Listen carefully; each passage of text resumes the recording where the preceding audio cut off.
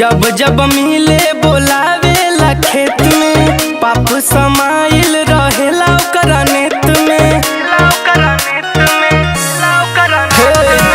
जब जब मिले बोलावेला खेत में, पाप समाइल रहेला ओकरा नेत में।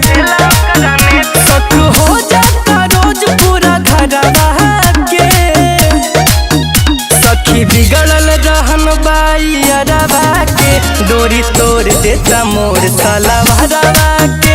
सखी बिगड़ल रहन बाई अरबा के, डोरी तोड़ देता मोर सलवारवा के।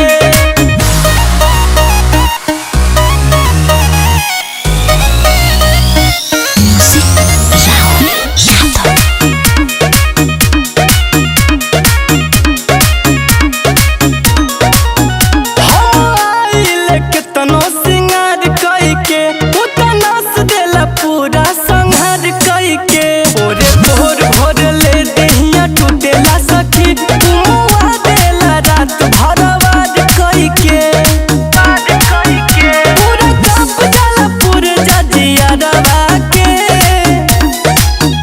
सखी बिगड़ल रहन बाई अरबा के, डोरी तोड़ देता मोर सलवारवा के। सखी बिगड़ल रहन बाई अरबा के, डोरी तोड़ देता मोर सलवारवा के।